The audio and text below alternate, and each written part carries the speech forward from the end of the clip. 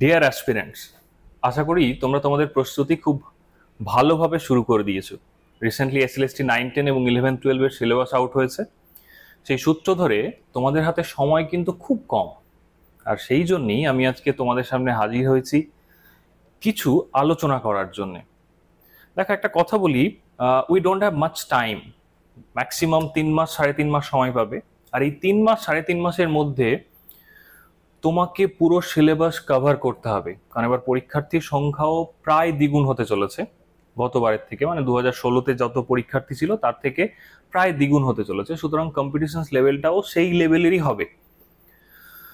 তোমরা notifications already দেখেছো, marks distribution already দেখেছো। সেই সূত্র ধরে তোমাদের যা কিছু পড়াশোনা করতে হবে, একটু বুদ্ধিমত্তা, একটু টেকনিক, একটু মেথড অবলম্বন করে পড়াশোনা করতে হবে। আমি তোমাদের ইংলিশ 9, 10-এর সিলেবাস তো করাবই, পাশাপাশি আজকের ক্লাসটাতে আমি কিছু টেকনিক বা মেথডের কথা বলবো, যে মেথডগুলো অবলম্বন করে তোমার প্রিপারেশনের জার্নিটা অনেকটা ইজি হবে এবং কম সময়ে তুমি ম্যাক্সিমাম সিলেবাস কভার করতে পারবে। তাহলে চলো আমি আজকের টপিকটা শুরু করি।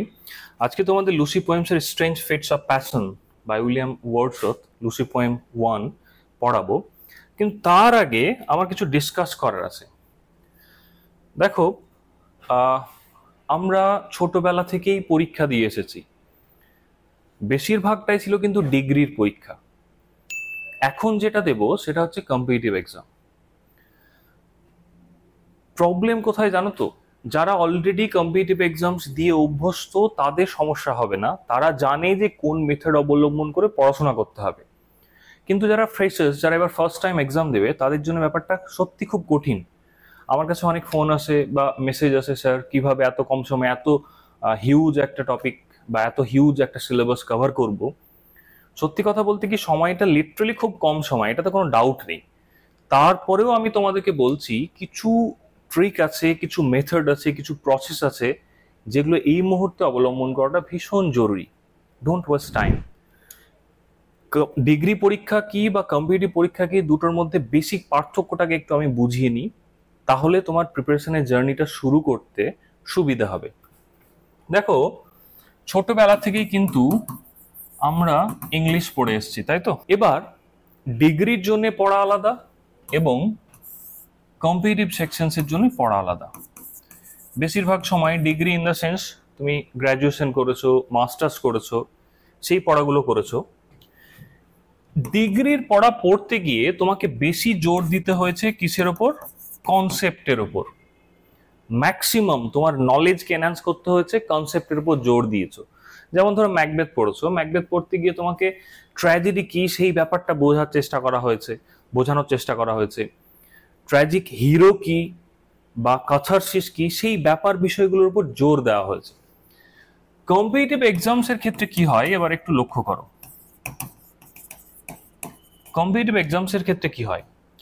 কম্পিটিটিভ এক্সামসে তোমার কিন্তু বেশিরভাগ সময় কনসেপ্ট তো থাকবেই, অবভিয়াসলি কনসেপ্ট থাকবেই, কিন্তু কনসেপ্টের পাশাপাশি ম্যাক্সিমাম তোমাকে যেটা স্টোর করতে হবে নিজের মধ্যে সেটা হচ্ছে ইনফরমেশন। কি? ইনফরমেশন। এখানে কিন্তু ইনফরমেশনের ঘাটতি হলেও চলবে। ফর এক্সাম্পল, একটা পোয়েম, তুমি জানো এই পার্টিকুলার পোয়েমটা রোমান্টিক এজের পোয়েম, তুমি হয়তো পার্টিকুলার সালটা জানো না, তোমার কনসেপ্টটা ক্লিয়ার আছে, but you are not well informed. ডিগ্রির কোশ্চেনে সেটা কিন্তু চলে যায়। ওয়ারএলস কম্পিটিটিভ এক্সামসের ক্ষেত্রে কনসেপ্ট তো ক্লিয়ার থাকতেই হয়, উপরন্তু তোমাকে ম্যাক্সিমাম ইনফরমেশন কালেক্ট করতে হয়। The more information you collect, the more higher rank you will hold. এটা কিন্তু মাথায় রাখবে। অতএব এই পরীক্ষাতে যেখানে এত হিউজ ক্যান্ডিডেট, হ্যাঁ, রিগার্ডিং হিউজ ক্যান্ডিডেট একটা কথা বলি, ক্যান্ডিডেটের সংখ্যা অনেক, এটাতে ডাউট নেই। সিট সংখ্যা আরো বেশি হওয়া ছিল, এটাতেও কোনো ডাউট নেই, হওয়া উচিত ছিল, এটাতেও কোনো ডাউট নেই। কিন্তু তোমাদেরকে যেটা মাথায় রাখতে হবে, তুমি একটা সিটের জন্য লড়বে, তোমার লড়াইটা হবে একটা সিটের জন্য। একটা যদি সিট বরাদ্দ থাকে তাহলে সেই সিটটা তোমার। এই মেন্টালিটি নিয়ে পড়াশোনাটা শুরু করো। মানে এটা ভেবো না যে সিট কম আছে, এত হিউজ ক্যান্ডিডেট, এটা ভাবার দরকার নেই। এটা ভাবতে গেলে তুমি ডিমোরালাইজ হয়ে যাবে। তোমার লক্ষ্য হবে সেই মাছের চোখের দিকে, আমার একটা সেট দরকার ভাই, আমি সেটাকে অবলম্বন করে পড়াশোনা করব। আর সেই পড়াশোনাতে তুমি ম্যাক্সিমাম জোর দেবে এই ইনফরমেশনের উপর। ক্লিয়ার? এটুকুটা বুঝলে? এবার একটা সিম্পল থিওরি বলে দিই, বা একটা সিম্পল কনসেপ্ট বলে দিই, যে তুমি তো বলবে স্যার ইনফরমেশন তো বললেন, কিন্তু কোন ইনফরমেশনগুলোর উপর বেশি জোর দেওয়া দরকার? এক্স্যাক্টলি কোন ইনফরমেশনগুলোর উপর বেশি জোর দেওয়া দরকার সেইটা আবার আমি এখানে আলোচনা করছি। দেখো, সাপোজ একটা পোয়েম, তাই তো, ধরো ওয়ার্ডসওয়ার্থের strange fits of passion by known, Lucy poem 1, ধরো একটা পোয়েম তোমার সিলেবাসে রয়েছে, এটা থেকে কোশ্চেন আসবে, এবং লুসি পোয়েম থেকে as far as I know ভালো কোশ্চেন আসে। সুতরাং যে এই পোয়েমটা তো পড়বো স্যার, কিন্তু পোয়েমটা রিলেটেড ইনফরমেশনগুলো কি? মাথায় রাখবে অক্টা পোয়েট, এটা মাথার মধ্যে ঢোকাও। অক্টা পোয়েট এটা একটা অ্যাক্রোনিম। অ্যাক্রোনিম মিন্স প্রত্যেকটা লেটারে একটা ডিফারেন্ট ডিফারেন্ট মিনিং আছে। ও ও ফর হচ্ছে অরিজিন। কি? অরিজিন। অরিজিনের মধ্যে, এগুলো কিন্তু মনে রাখার ব্যাপার, অরিজিনের মধ্যে তুমি কি করবে? অ্যাবাউট দ্য অথর, এটা প্রাইমারি জিনিস। তারপরে C means context. C means context. Context means একটা পোয়েম পড়তে গিয়ে আমরা জানি হিস্টোরিক্যাল কনটেক্সট থাকতে পারে,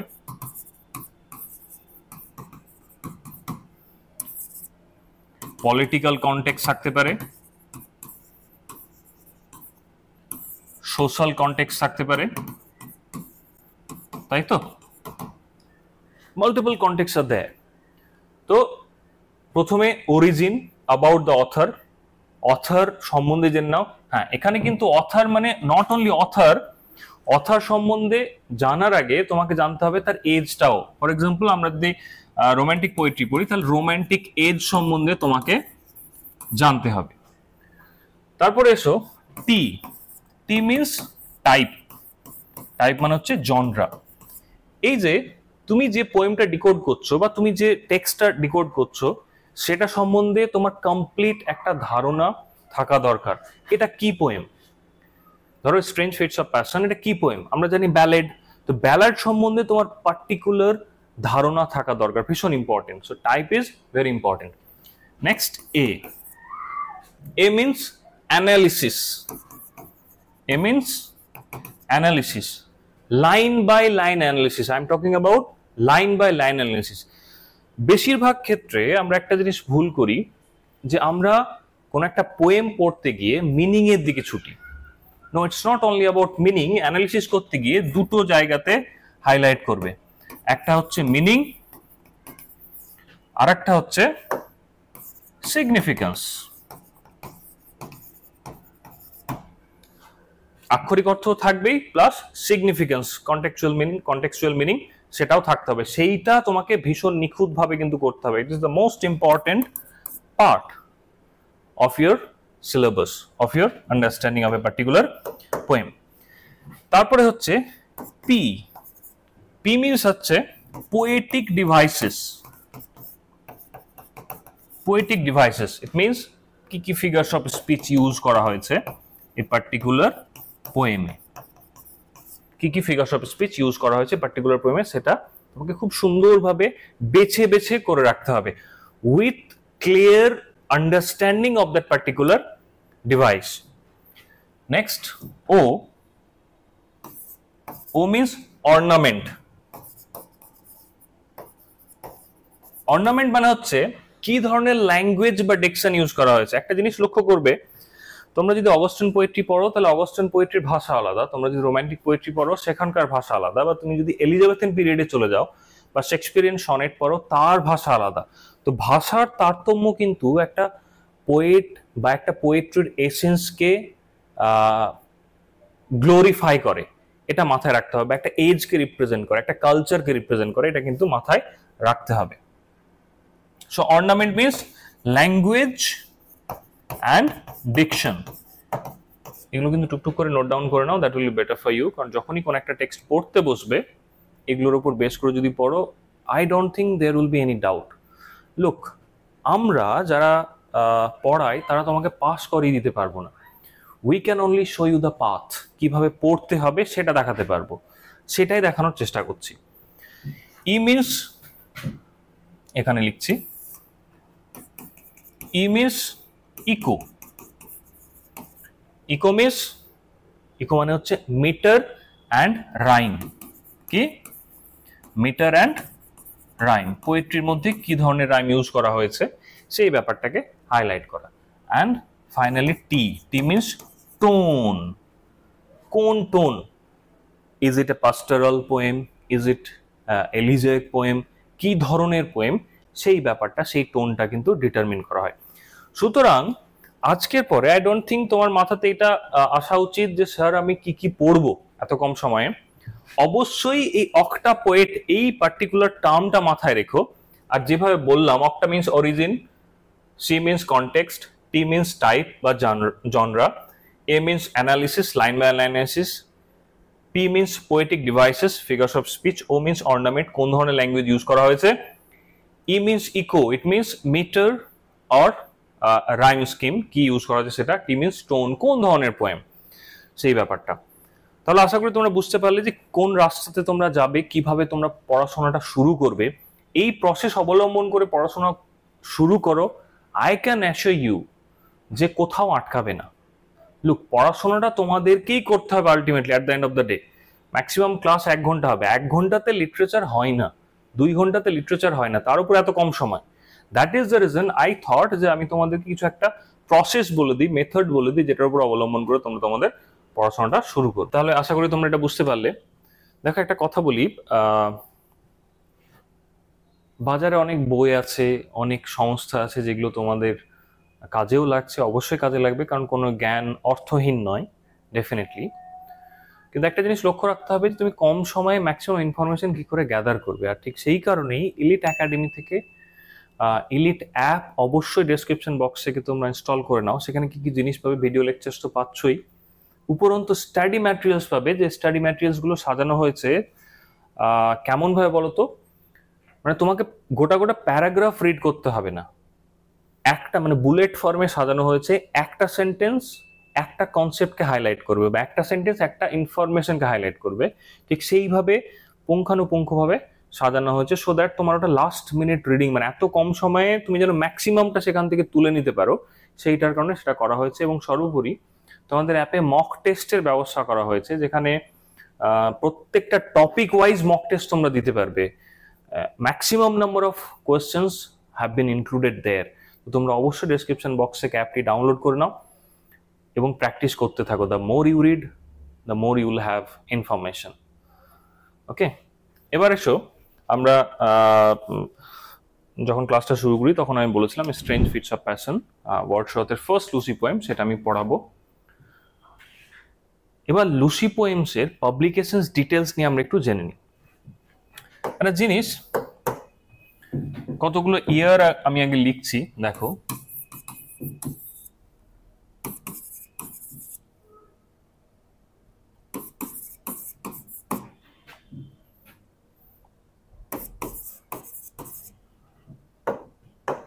দেখো, লুসি পোয়েমসের পাবলিকেশন ডিটেলস নিয়ে আমাদের একটু পড়তে হবে, কারণ একটু যদি ট্রিকি কোশ্চেন আসে তাহলে প্রবলেম। 1978-এ আমরা জানি কি পাবলিশ হয়েছিল? Lyrical ballads. কি? লিরিক্যাল ব্যালেডস ফার্স্ট এডিশন 1978-এ পাবলিশ হয়। লুসি পোয়েমস কিন্তু এই সেকশনে পাবলিশ হয়নি, that you should keep in mind. 1800 সালে সেকেন্ড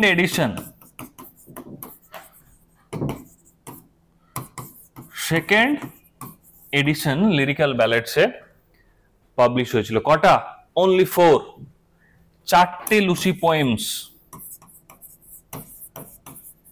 4টে লুসি পোয়েমস পাবলিশ হয়েছিল।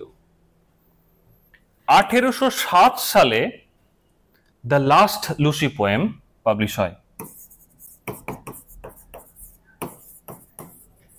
কিসে? 18 সালে যে 4টে লুসি পোয়েমস পাবলিশ হয়েছিল কোথায়? সেকেন্ড এডিশন লিরিক্যাল ব্যালেটসে। আর 1807 সালে পোয়েমস ইন 2 ভলিউমস, কি? পোয়েমস ইন 2 ভলিউমস, এই কালেকশনে the last Lucy poem published. এখানে একটা কথা বলে রাখি, এই যে লুসি পোয়েমস আমরা যে করছি, ওয়ার্ডসওয়ার্থ কখনো লুসি পোয়েমসকে লুসি পোয়েমস বলে যায়নি। It was after the death of Wordsworth 1850 সালের দিকে কিছু critic and publishers they decided যে আমরা এই 5টা পোয়েমকে একত্রে পাবলিশ করব এবং সেটার নাম দেব লুসি পোয়েমস। মনে থাকবে কারা?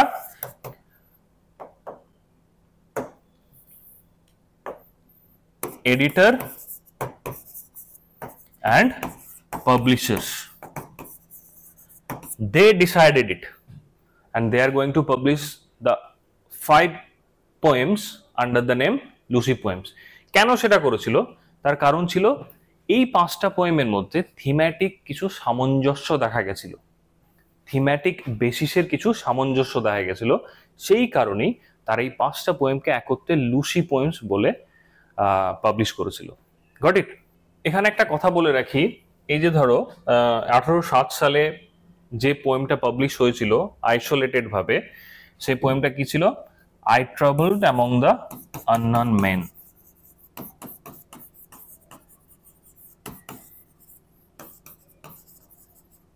Unknown main. লুক, আমার হ্যান্ডরাইটিং ভীষণ বাজে, ওই জন্য আমি বলে দিচ্ছি, তোমরা জাস্ট ফলো করো ট্রেসগুলো, আর কিছু দরকার নেই। আই বিলিভ যে তোমরা যদি ক্লাসটা ঠিকঠাক ভাবে করো তাহলে এখান থেকে ম্যাক্সিমাম ইনফরমেশনটা, মানে I tried to make this class informative. Look, বইয়ে অনেক ইনফরমেশন আছে, সেটা তো কোনো ডাউট নেই, কিন্তু ততটা সময় কি আছে তোমাদের কাছে সেইটা জিজ্ঞেস করো, এবং সেটার উপর বেস করেই আমি কিন্তু ইনফরমেশনটা ম্যাক্সিমাম দেওয়ার চেষ্টা করেছি। যাই হোক, তাহলে আমরা পাবলিকেশন ডিটেলসটা বুঝে গেলাম যে কোথায় কিভাবে পাবলিশ হয়েছে। এবার একটু পোয়েমের সিকোয়েন্স নিয়ে আলোচনা করি। এবার বললো যে কোন পোয়েমটা আগে লেখা হয়েছিল, কোন পোয়েমটা পরে লেখা হয়েছিল। পাবলিকেশন ডিটেলসে আর একটা জিনিস আমি মিস করে গেছি, এটা বলা হয়নি, যে লুসি পোয়েমসের ম্যাক্সিমাম পোয়েমগুলোই কিন্তু যখন ওয়ার্ডসওয়ার্থ জার্মানি গজলো সেখানে ঘুরতে গেছিলেন, সেখানে তিনি লিখেছিলেন। এই যে সিকোয়েন্সটা কে ডিসাইড করেছে? এই যে ধরো স্ট্রেঞ্জ ফিটস অফ প্যাশন 1 নম্বর poem, she dwelled among untrodden ways 2 নম্বর পোয়েম, আই ট্রাভেলড 3 নম্বর পোয়েম, 3 years she grew 4 নম্বর, আসলাম্বার হচ্ছে 5 নম্বর। নাও এটা কিসের উপর বেস করে ডিসাইড হলো যে কোন পোয়েমটা প্রথমে কোন পোয়েমটা পরে? কিসের উপর বেস করে ডিসাইড হলো? এটা কমপ্লিটলি ডিসাইডেড হয়েছে থিম্যাটিক আসপেক্টের উপর। সাপোজ তোমাদের যদি কোশ্চেন আসে যে সিকোয়েন্সটা, এবং এই যে সিকোয়েন্সটা কিন্তু ম্যাক্সিমাম স্কলার দ্বারাই অ্যাকসেপ্টেড। দেয়ার আর সাম ডিবেট অ্যাজ ওয়েল, কিন্তু সেখানে যাওয়ার দরকার নেই। আমরা যেটা তথাকথিত ট্র্যাডিশনাল ওয়েতে চলে আসছে সেই দিকটাতে হাইলাইট করব, সেই দিকটা ভাববো।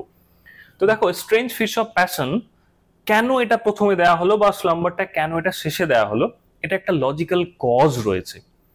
ফার্স্ট হচ্ছে স্ট্রেঞ্জ ফিটস অফ প্যাশন যে থিমেটিক আসপেক্টের উপর বেস করে তৈরি। আমরা জানি যে লুসি পোয়েমসে লুসি প্রাইম ক্যারেক্টার বা সেন্ট্রাল ক্যারেক্টার, স্পিকার বা অথর, সে কি করছে? এই প্রথম পোয়েমে ফিয়ার অফ ডেথ, কার মৃত্যু ভয় করছেন? স্পিকার লুসির মৃত্যু ভয় করছেন। Look, fear of death, not the actual death, keep in mind, তাহলে সিকোয়েন্সটা মনে থাকবে। সেকেন্ড হচ্ছে she dwelt among untrodden ways, এইখানে অ্যাকচুয়াল ডেথকে রিপ্রেজেন্ট করা হচ্ছে, actual death of Lucy, actual ডেথকে কিন্তু এখানে রিপ্রেজেন্ট করা হচ্ছে। নাও আই ট্রাভেলড, এখানে কিন্তু মেমোরি অফ, মানে লুসি মারা যাওয়ার পর কবি লুসিকে মনে করছেন, memory of Lucy. 3 years she grew, এখানে কিন্তু একটা ফিলোসফিক্যাল প্যান্থিস্টিক আইডিয়াসকে রিপ্রেজেন্ট করছেন তিনি। মানে হয় না, আমরা যখন কোন একটা কিছু, ওই সেই শেয়ালের ফিলোসফিটা মনে নেই, শেয়াল যখন আঙ্গুর ফল পেল না তখন কি বলছে, আঙ্গুর ফল টক। খানিকটা কবি এখানে সেইটাই করছেন। তিনি যখন লুসিকে হারিয়ে দিলেন মনে করছেন, তখন নিজেকে সান্ত্বনা দেওয়ার উদ্দেশ্যে, একটা ভালোবাসার মানুষ বা কাছের মানুষকে সান্ত্বনা দেওয়ার উদ্দেশ্যে তিনি কিন্তু ফিলোসফিক্যাল হয়ে যাচ্ছেন। তিনি কিন্তু ফিলোসফিক্যাল হয়ে যাচ্ছেন। সেখানে প্যান্থিস্টিক থিওরিকে, প্যান্থিজম তোমরা নিশ্চয়ই জানো, রোমান্টিক এজ পড়তে গিয়ে দেখেছো, ওয়ারশিপমেন্ট অফ নেচার, মানে প্রকৃতিকেই তিনি সর্বে সর্বা হিসেবে ধরছেন through the idea of Lucy. And finally a slumber, এই পার্টিকুলার পোয়েমের মধ্যে তিনি কি করছেন, তিনি এই যে ফিলোসফিক আইডিয়া বা প্যান্থিস্টিক আইডিয়াকে রিপ্রেজেন্ট করছেন, তিনি যেন এই লাস্ট পার্টটাতে সেলিব্রেট করছেন যে now Lucy is a part of eternal nature. Celebrate Lucy's death as she is now part of nature। তিনি যেন ব্যাপারটাকে এখন, মানে ওই যে বললাম না, ফিলোসফিক থট থেকে ধীরে ধীরে মুভ করছেন এবং স্লাম্বারে গিয়ে তিনি সেই ব্যাপারটাকে সেলিব্রেট করছেন। সেই যে মোস্ট অফ দ্য পোয়েমস, এখানে এই 5টা লুসি পোয়েমস এর মধ্যে প্রত্যেকটা জিনিস এই থিমেটিক অ্যাসপেক্টস এর উপর বেস করেই কিন্তু এটা সিকোয়েন্স দাঁড় করানো হয়েছে বা সাজানো হয়েছে। বোঝা গেল?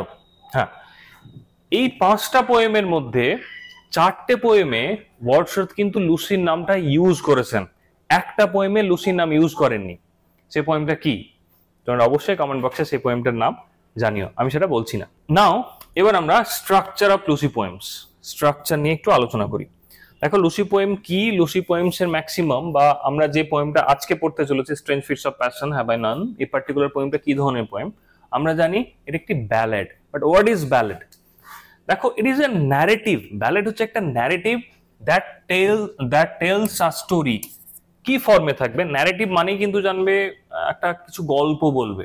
ফর এক্সাম্পল আমরা এপিক পড়তে গিয়ে পড়েছিলাম না যে epic is a long narrative poem, এপিকের মধ্যে কি থাকে, একটা গল্প থাকে। ঠিক তেমন ব্যালেড হচ্ছে সেই ছোট্ট একটা পোয়েট্রি বা পোয়েম, যে পোয়েমটা একটা গল্প বলবে, সেই গল্পটা কোন ভাষায় হবে, খুব সিম্পল ল্যাঙ্গুয়েজে। এই সিম্পলিসিটি অফ ল্যাঙ্গুয়েজ, এটা আমরা ওয়ার্ডসওয়ার্থের পোয়েট্রির যে থিওরি প্রিফেস টু লিরিক্যাল ব্যালেড, সেখানে আমরা সেটা জাস্টিফিকেশন পেয়েই যাই।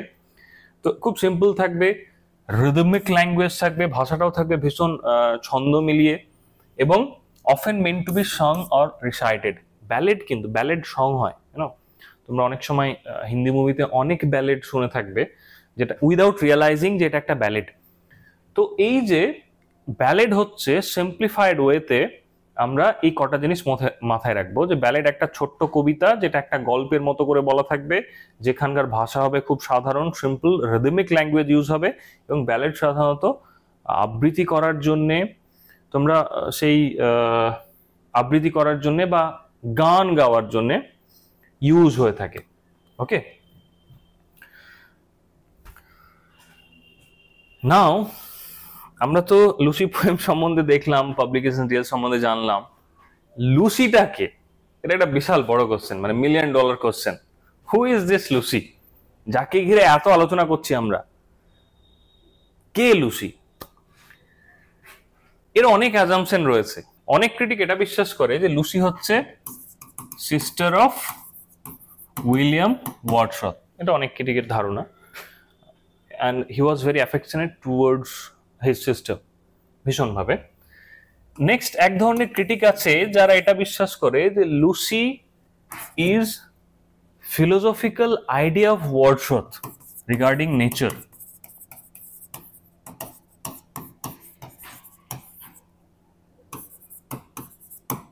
Philosophical idea of Wordsworth regarding nature. আমরা জানি যে ইন্ডাস্ট্রিয়াল রেভলিউশন, মানে ইন্ডাস্ট্রিয়ালিজম শুরু হওয়ার পথে, ওই যে ওয়ার্ডসওয়ার্থের একটা পোয়েম পড়নি, the world is too much with us, তোমাদের বোধহয় আছে, the world is too much with us. সেখানে সেই প্রকৃতি, দ্য লস অফ নেচার, সেই লস অফ নেচারটাকে হয়তো লুসি নামক লস দিয়েছে এক্সপ্লেন করার চেষ্টা করেছে আমাদের সামনে। নেক্সট হচ্ছে symbol of nature, symbol of England. Symbol of England means England তার যে সত্তা, identity, love for nature, greatness, সেটাকে ধীরে ধীরে হারাচ্ছে পারহ্যাপস। সেইটার কারণে ওয়ার্ডসওয়ার্থ লুসিকে ইংল্যান্ড হিসেবে রিপ্রেজেন্ট করেছে। এটা অনেক ক্রিটিকই মনে করে, যদিও বা এটা one of the most weakest, মানে কি বলবো, সব থেকে বেশি দুর্বল একটা কনসেপ্ট। নেক্সট হচ্ছে পোয়েটিক ইন্সপিরেশন। লুক, আমরা যখন ফ্রেঞ্চ বা রোমান লিটারেচার পড়েছি সেখানে মিউজের একটা কনসেপ্ট পড়েছি না? তেমন একটা সময় কবি কবিতা লিখছেন যেখানে সে emotionally devastated, financially devastated, political chaos চারিদিকে। তার এরকম একটা মানুষের কবিতা লেখার যে মাধ্যম, সে হয়তো সে মাধ্যমটা লুসিকে করেছে। হি টুক হেল্প, মানে সে নিজে একটা লুসিকে মিউজ হিসেবে ক্রিয়েট করে দিয়েছে এবং সেখান থেকে সে ইন্সপিরেশন ড্র করছে to write poetry. And finally, এবং আমার ভীষণ পছন্দের, ফ্রেঞ্চ রেভলিউশন। ফ্রেঞ্চ রেভলিউশন কবে হয়? 1789-এ, আমরা we all know it. French revolution মানুষের মনে অগাধ আশা জাগিয়েছিল এবং ওয়ার্ডসওয়ার্থ বা রোম্যান্টিক্সরা ফ্রেঞ্চ রেভলিউশনকে ইনিশিয়াল স্টেজে ফেভার করেছিল, কারণ ফ্রেঞ্চ রেভলিউশন মানুষকে কথা দিয়েছিল যে আচ্ছা দিন আয়েঙ্গে। বাট আনফর্চুনেটলি ফ্রেঞ্চ রেভলিউশনে the sense of equality, liberty and fraternity যে তিনটে মোটো ছিল, সেই মোটোটা ফুলফিল হয়নি। এটার ফলে ওয়ার্ডসওয়ার্থ ভীষণ ডিমোরালাইজ হয়ে যায়। তো ফ্রেঞ্চ রেভলিউশন যদি লুসি হয়, লেখক বা পোয়েট ফ্রেঞ্চ রেভলিউশনকে সাপোর্ট করেছিল, মিন্স লুসিকে সে ভালোবাসতো। তারপর ফ্রেঞ্চ রেভলিউশন ধীরে ধীরে তার যে আইডেন্টিক্যাল মোটো, মানে ইকুয়ালিটি, লিবার্টি অ্যান্ড ফ্রাটার্নিটি, সেখান থেকে বেরিয়ে গেল। তো the real essence of French revolution has died. তা লুসির মৃত্যুটা সামহাও হয়তো সেই ফ্রেঞ্চ রেভলিউশনের মোটো থেকে বেরিয়ে যাওয়া, সেইটাকে রিপ্রেজেন্ট করছে। বোঝা গেল? সো এগুলো পসিবল কজ, কিন্তু আমরা বেশিরভাগ সময় লুসিকে একটা পোয়েটের ভীষণ কাছের একটা সত্তা বা আইডেন্টিটি হিসেবে ইম্যাজিন করব। তার বাইরে না করাই ভালো, কারণ অনেক ব্যাপার বিষয় থাকবে যেগুলো আলোচনা, মানে এই যে ধর ফ্রেঞ্চ রেভলিউশন, মানে যদি ফ্রেঞ্চ রেভলিউশন অ্যান্ড লুসির রিলেশনশিপ নিয়ে আলোচনা করা যায়, মানে who is Lucy, what is the relation of Lucy with French Revolution, then trust me, it will take at least 2 hours, a complete 2 hours class to discuss this concept. Got it? তাহলে Lucy কে সেটা বোঝা গেল। এবার আমরা line by line আলোচনাতে ঢুকবো। ওকে, তাহলে চলো এবার আমরা শুরু করি লাইন বাই লাইন অ্যানালিসিস। এটা কিন্তু আমাদের আলোচনার one of the most important element বলতে হবে। এই লাইন বাই লাইন ডিসকাশন করতে গিয়ে আমরা কোনো একটা পার্টিকুলার জিনিসের সিগনিফিকেন্স তো বুঝবোই, পাশাপাশি কি কি ফিগার্স অফ স্পিচ, কোথাও যদি ফিগার্স অফ স্পিচ থাকে সেটা আলোচনা করব, সেটা বুঝবো।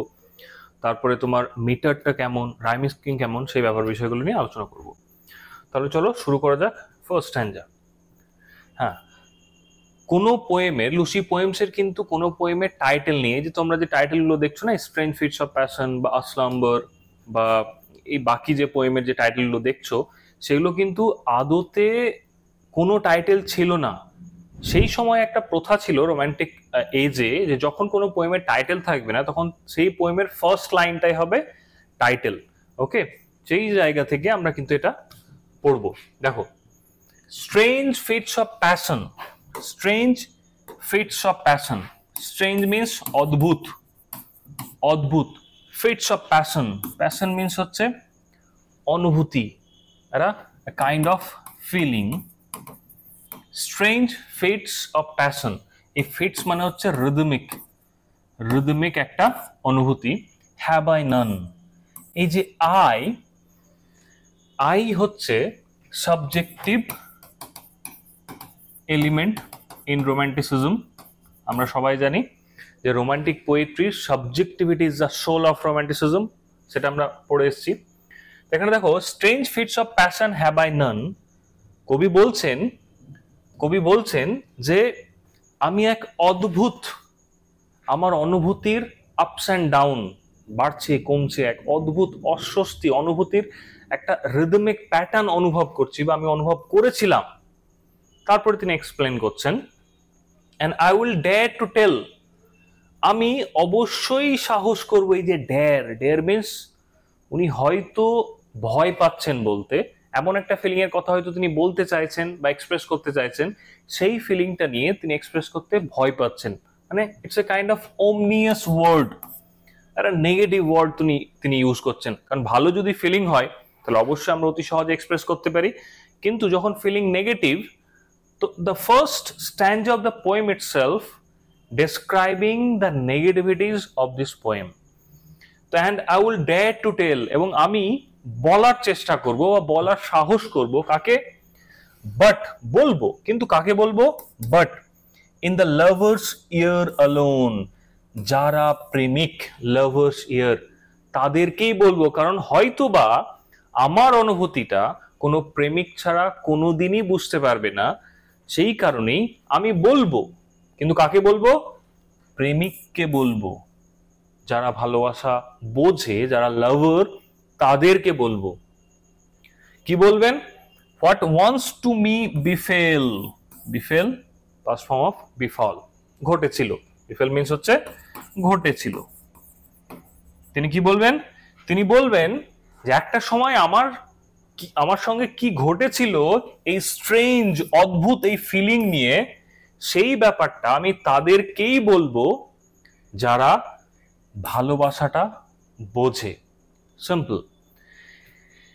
এই পোয়েমের রাইম স্কিমটা দেখো, আমি যখন ব্যালাড ব্যাপারটা নিয়ে আলোচনা করছিলাম তখন বলেছিলাম যে ব্যালাডের rhyme scheme A B A B. দেখো, নান alone,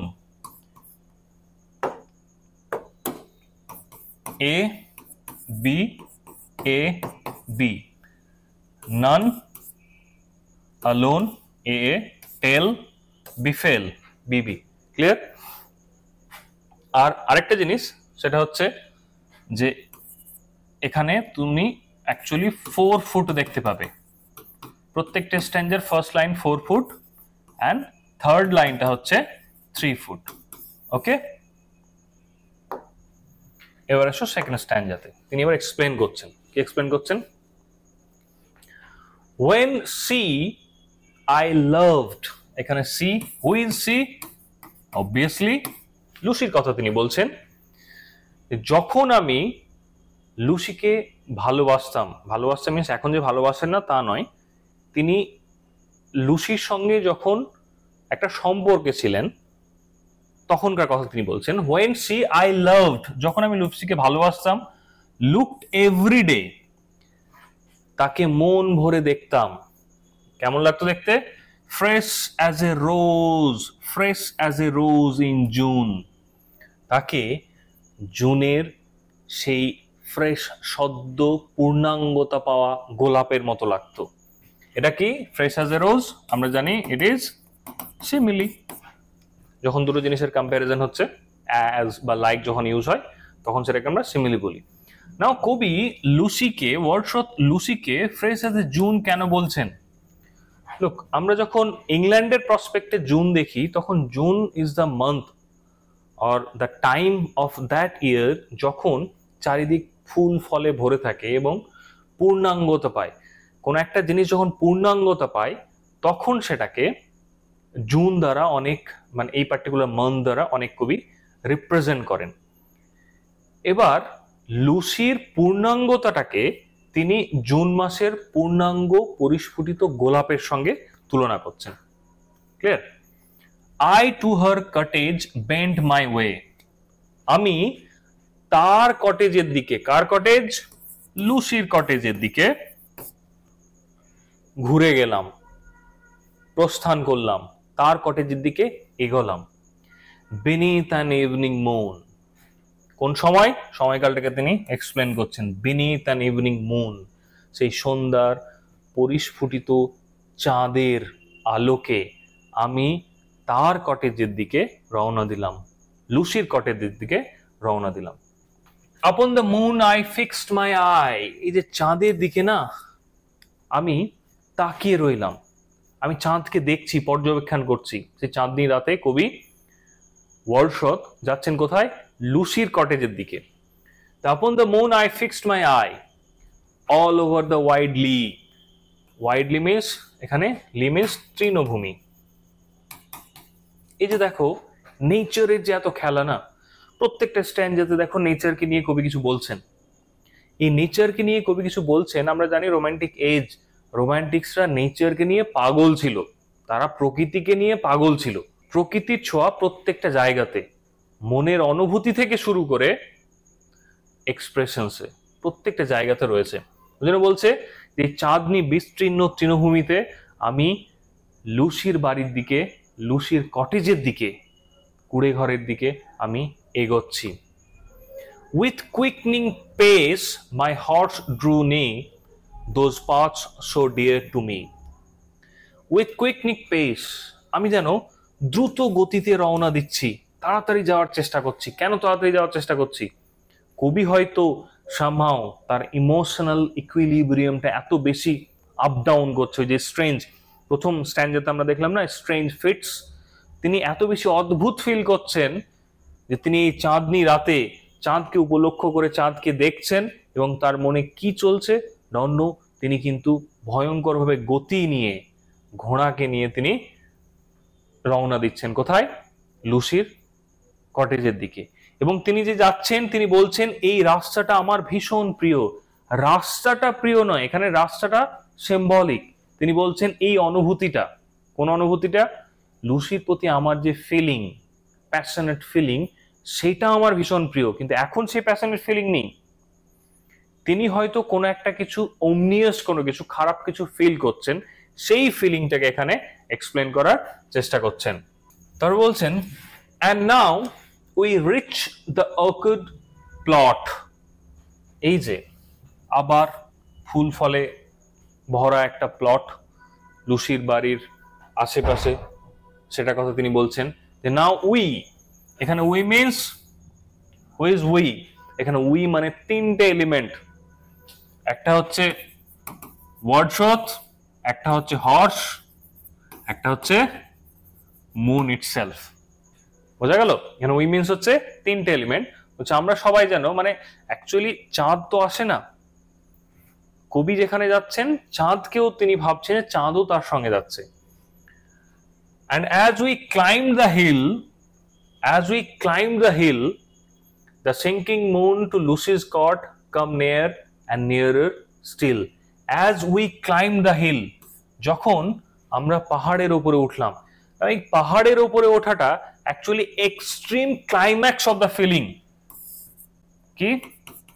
extreme climax of feeling, এটা কিন্তু মাথায় রেখো। এই পাহাড়ের উপর ওঠাটা extreme climax of the feeling. And as we climbed the hill, আমরা যখন পাহাড়ের উপরে উঠছি, মিন্স যত কাছাকাছি যাচ্ছে, লুসির কটেজের যত কাছাকাছি যাচ্ছে, তত যেন কবির যে ফিলিংটা সেটা ভীষণভাবে রিদমিক ওয়েতে আরো বেশি তাকে যেন ক্লাইম্যাক্সে পৌঁছে দিচ্ছে। The sinking moon to Lucy's cot came near and nearer still. এখানে sinking moon কি? ফিগারস অফ স্পিচ যদি বলি, এখানে পার্সনিফিকেশন। কি? পার্সনিফিকেশন। পার্সনিফিকেশন মিন্স যখন কোনো ইনহিউম্যান এলিমেন্টের উপর হিউম্যান কোনো ফিলিং বা অ্যাক্টিভিটিকে অ্যাট্রিবিউট করা হয়। এখানে বলছে এই যে চাঁদ, ডুবন্ত চাঁদ, সে কি করছে? সে লুসির কটেজের কাছাকাছি আসছে। এগুলো যে কট, এগুলো হচ্ছে রোমান্টিক টার্ম। রোমান্টিকে যে এইসব ডিকশনস গুলো ইউজ হতো, এইসব ওয়ার্ডগুলো ইউজ হতো। দ্য সিঙ্কিং মুন টু লুসিস কট কেম নেয়ার অ্যান্ড নেয়ার স্টিল, যেন তিনি বলছেন যে লুসির কটের কাছাকাছি এই ডুবন্ত চাঁদটা আরো যেন কাছাকাছি আসছে, আরো বেশি কাছাকাছি আসছে।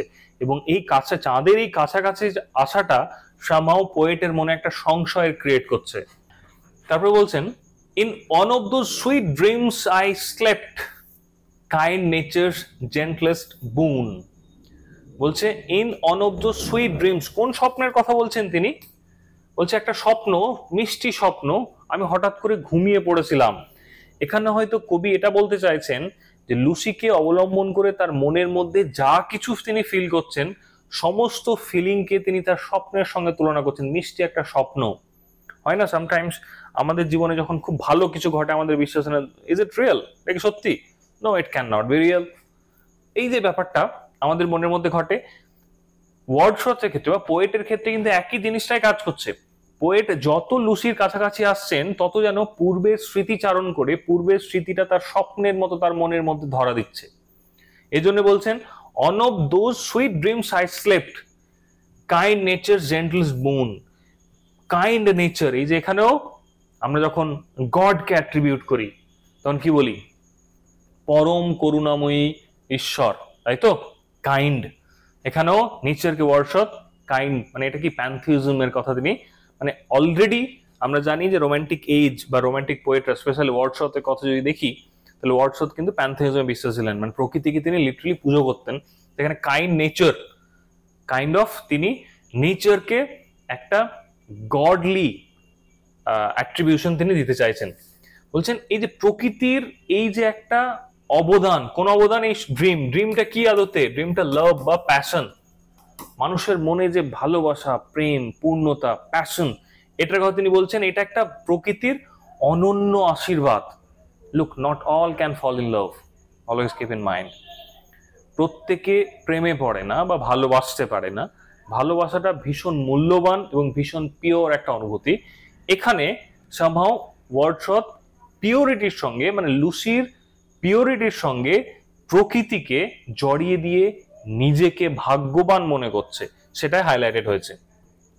And all the while my eye kept on the descending moon. হঠাৎ করে অল দ্য হোয়াইল, মানে আমি যখন স্বপ্নে ডুবন্ত, আমি যখন লুসিকে নিয়ে ভালো ভালো কথা ভাবছি, আমি যখন লুসির প্রেমকে নিয়ে ভালো ভালো কথা ভাবছি, তখন হঠাৎ করেই যেন কি হচ্ছে? মাই আই, আমি চাঁদের দিকে তাকালাম। চাঁদের দিকে তাকাতে গিয়ে কি দেখছি? দেখছি ডিসেন্ডিং মুন, চাঁদটা যেন আরো নিচের দিকে ঝুঁকছে। Now this moon is representing, একটা সিম্বলিক রিপ্রেজেন্টেশন আছে, সিম্বলিক রিপ্রেজেন্টেশন আছে। চাঁদ ডুবছে, চাঁদ যদি লুসিকে রিপ্রেজেন্ট করে, চাঁদ representing the life here, the moon representing the life here, তাহলে লুসির জীবনটাও কি হচ্ছে? ডুবছে। All the while my eye kept on the descending moon. বলছে চাঁদটা যে ডুবছে, চাঁদটা যে ডুবছে, তো সেইটা হঠাৎ করে আমার চোখে পড়লো। ইট মিনস এই চাঁদটাকে ডুবতে দেখে কবির মনের মধ্যে সামহাও কোথাও একটা প্যানিক বা ভয়ের ক্রিয়েট হলো, স্বপ্নভঙ্গ হলো। ভালো সময়টা, প্রেমটা, অনুভূতিটার স্বপ্নভঙ্গ হলো। মাই হর্স মুভড অন, আমার ঘোড়া কি হচ্ছে? ছুটেই চলেছে, ছুটেই চলেছে, ছুটে চলেছে। এখানে হর্সটা ফিজিক্যাল হর্স নাও হতে পারে, it can be the feeling, it can be the feeling. My horse moved on, আমার ঘোড়া ছুটেই চলেছে। Hoof after hoof, hoof after hoof. কি ফিগার্স অফ স্পিচ? দুটো হতে পারে, একটা হচ্ছে রিপিটেশন আর একটা হচ্ছে ওনোমাটোপইয়া, তাই তো? রিপিটেশন আর একটা হচ্ছে ওনোমাটোপইয়া, দুটো হতে পারে। হি রেজড অ্যান্ড নেভার স্টপড, আমার ঘোড়া। হি মিন্স এখানে আমার ঘোড়া হতে পারে বা আমার অনুভূতি হতে পারে। আমার অনুভূতিটা এত বেশি ছুটতে শুরু করেছে, এত মনের মধ্যে অস্থিরতা তৈরি হয়েছে এবং অস্থিরতা থামছেই না, নেভার স্টপড, থামছেই না। When down behind the cottage roof, যখন আমরা সেই কটেজের কাছাকাছি গেলাম, সেই কটেজের ছায়ার তলায় গিয়ে দাঁড়ালাম, অ্যাট ওয়ান্স, হঠাৎ করে দেখলাম, কি দেখলাম? দ্য ব্রাইট মুন ড্রপড, সেই উজ্জ্বল চাঁদটা ডুবে গেল। ব্রাইট মুন ড্রপড, কোনো জিনিস ড্রপ হয়ে যাওয়া, পড়ে যাওয়া, অবভিয়াসলি আমরা নেগেটিভিটির সঙ্গে দেখি। Bright moons means happy life, it can be happy life of Lucy. হঠাৎ করে যেন লুসির জীবনটা ড্রপ হয়ে গেল, শেষ হয়ে গেল। কোথা থেকে বুঝতে পারবো? আমরা পরের স্ট্যান্জা থেকে এই ব্যাপারটা বুঝতে পারবো। দেখো, what fond and wayward thoughts will slide into a lover's head? কবি এবার রেটরিক কোশ্চেন করছেন, কবি এবার রেটরিক কোশ্চেন করছেন। বলছে হঠাৎ করে কি এমন ভালোবাসা, ওয়েওয়ার্ড মিনস হচ্ছে অনিশ্চয়তা।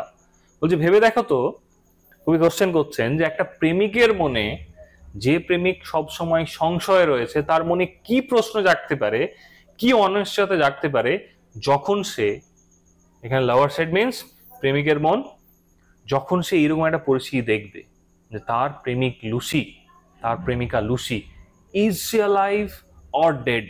কারণ চাঁদকে, মানে চাঁদে ডুবে যাওয়াটাকে সামহাও লুসির ডেথের সঙ্গে কবি কম্পেয়ার করতে চাইছেন। O mercy apostrophe, O mercy, high to myself I cried, আমি কেঁদে উঠলাম, আমি কেঁদে উঠলাম, আমার মনের মধ্যে প্রচন্ড অস্বস্তি ভরে আমি কেঁদে উঠলাম। If Lucy should be dead, Lucy কি মারা গেছে? চিন্তা করছে কে? ওয়ার্ডশট চিন্তা করছে। মানে ভেবে দেখো, imagine the level of passion, the level of love. Wordsworth মনে মনে ভাবছে যে লুসি কি সত্যি মারা গেছে নাকি বেঁচে আছে। এইটাকে আমরা হাইপারবোল বলতে পারি। যে এখন পর্যন্ত জানি না if she is alive or dead, কবি কিন্তু অ্যাজাম্পশন করছেন। কি করছেন?